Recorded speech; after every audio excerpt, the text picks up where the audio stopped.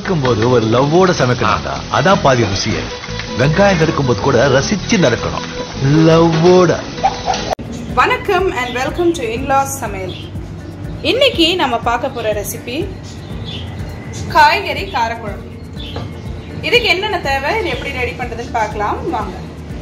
வணக்கம்ங்க. இப்போ இந்த காய்கறி குழம்புக்கு என்னென்ன தேவைன்றதை நான் சொல்லிடுறேன். ஃபஸ்ட்டு ஒரு 3 உருளைக்கிழங்கு எடுத்து நல்லா கழுவி நீல வாக்கில் கட் பண்ணி தண்ணியில் போட்டு வச்சுருக்கிறேன். ஏன்னா அது வந்து கரை படிஞ்சிடும் தண்ணியில் போடலைன்னா.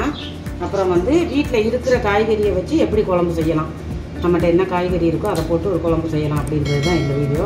இப்போ முருங்கைக்காய் ஒரு 4 பீஸ் முருங்கைக்காய் இருக்குது, அதையும் கட் பண்ணி வச்சுருக்கிறேன். அப்புறம் 2 தக்காளி கட் பண்ணி வச்சுருக்கிறேன். இது வந்து சோயாபீன்ஸ், மீல் மேக்கர், நாங்கள் வந்து சோயாபீன்ஸ் சொல்லுவோம். இது வந்து சுடு தண்ணி நல்லா கொதிக்க வச்சுட்டு இந்த தண்ணியில் போட்டு கொஞ்சம் வேக வச்சு எடுத்து வச்சுருக்கிறேன். அதுக்கப்புறமா அதை இன்னும் கொஞ்சம் தண்ணி விட்டு அலசி புளிஞ்சு எடுத்து வச்சுருக்கிறேன். ஒரு பாக்கெட்டு சின்ன வெங்காயம் ஒரு 1/4 கிலோ உரிச்சு வச்சுருக்கிறேன். பச்சை மிளகா ஒரு 3 பச்சை மிளகா கட் பண்ணி வச்சுருக்கேன். இங்கே பாருங்கள் எவ்வளோ நீளமாக இருக்குன்னு பச்சை மிளகா. ஒன்று சாப்பிட்டா போதும். நான் ஒரு 2 பச்சை மிளகா போட்டிருக்கேன். இதை காமிக்கிறதுக்காக இதை வச்சேன். இது அந்த பக்கம் வச்சுருவோம். நம்ம அதையும் 2 உடைச்சி வச்சுருக்கிறேன்.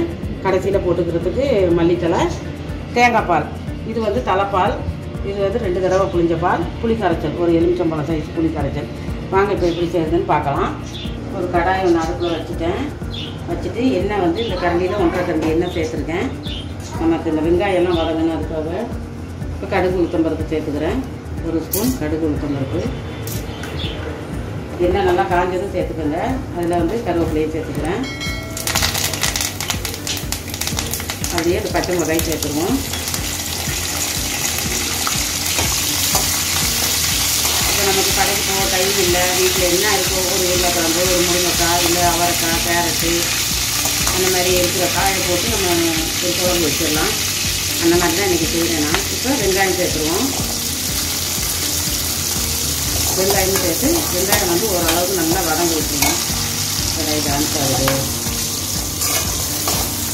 இதான் வதங்கிறதுக்கு கொஞ்சம் உப்பு சேர்த்துக்குவேன். இந்த காய்கறி குழம்பு நல்லாயிருக்கும், சாப்பிட்றதுக்கு டேஸ்ட்டாக இருக்கும், எல்லாமே கலந்து இருக்கிறதுனால. ஸோ ஒரு கரண்டி உப்பு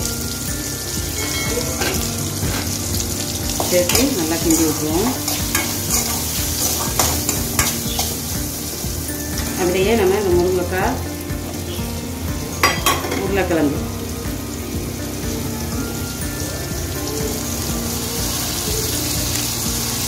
எந்த காய் வேணாலும் போட்டுக்கலாம். நீங்கள் காய்கறியில் எந்த காய் வேணாலும் போட்டு இந்த மாதிரி செஞ்சுக்கலாம். இப்போ இதையும் சேர்த்து நல்லா கிண்டி விட்டுட்டு ஒரு 5 நிமிஷம் வதங்க விட்டுருவோம் எல்லா காயும். அப்போ தான் இந்த எண்ணெயிலே நல்லா வேகும். இப்போ ஒரு மூடி போட்டு மூடி விட்டுருவோம். பாருங்க, இந்த பச்சை மிளகா, வெங்காயம் எல்லாம் ஓரளவுக்கு வதங்கிட்டு, முருங்கைக்காவும் நல்லா வதங்கிட்டு, உருளைக்கிழங்கு தான் இன்னும் லைட்டாக வதங்கணும். இன்னும் கொஞ்சம் நேரம் வைப்போம். அதுக்குள்ள தக்காளியும் சேர்த்துருவோம். அதில்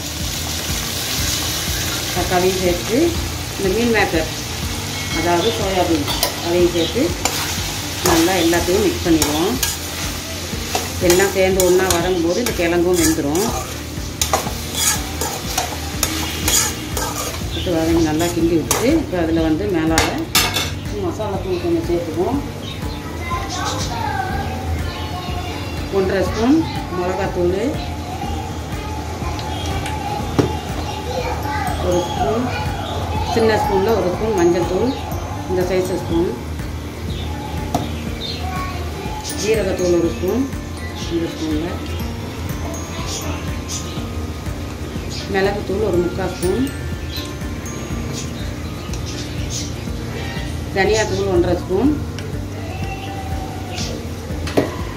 எல்லாம் சேர்த்து அப்படியே ஒரு மூடி போட்டு மூடிடுவோம் கொஞ்சம் நேரத்துக்கு. அப்புறமா நம்ம வந்து பால் சேர்த்துக்கலாம். வந்து பார்த்துட்டு அப்படியே ஒரு கிளறி விட்டுருவோம். இதை நம்ம இந்த தேங்காய் பாலும் புளி கரைச்சலையும் ஊற்றி கொதிக்க விட்டுருவோம். அப்போ அந்த கொதிக்கும்போது கிழங்கெல்லாம் நல்லா வெந்துடும். எனக்கு என்னமோ பார்க்கவே வாய் வருது. இப்படியே பரட்டி எடுத்தால் கூட சோறு தினலாம். இப்படியே பரட்டி எடுத்தால் கூட சோறு சாப்பிடலாம். வெறும் மிளகாத்தூள் போட்டே சாப்பிடுவீங்க? ஆமாம், நான் மிளகாத்தூளெல்லாம் சாப்பாட்டில் கொட்டி சாப்பிடுவேன். குழம்புக்கு போடுற மிளகாத்தூள் காரம் இல்லைன்னா ஆதிவாசி அடக்கி வாசிடி. இப்போ இந்த தேங்காய் பால் சேர்த்துருவோம். இதில் இது வந்து 2வது பால் 3வது பால் புரிஞ்சது. அப்படியே இந்த புளி கரைச்சலையும் சேர்க்கணும். கோபாலா தனபாலா தேங்காய் பால் சேர்த்துருவோம்.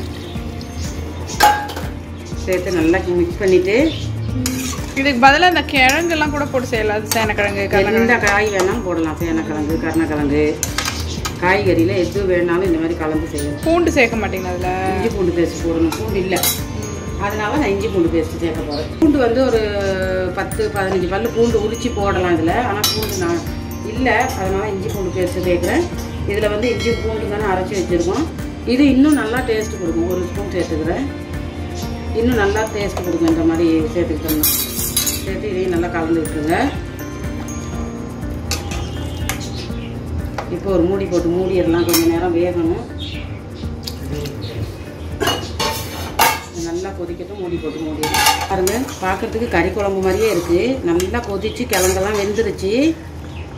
பாருங்க, இந்த மாதிரி பார்த்தீங்கன்னா தெரியும் உங்களுக்கு கிழங்கு வெந்துருக்கிறது.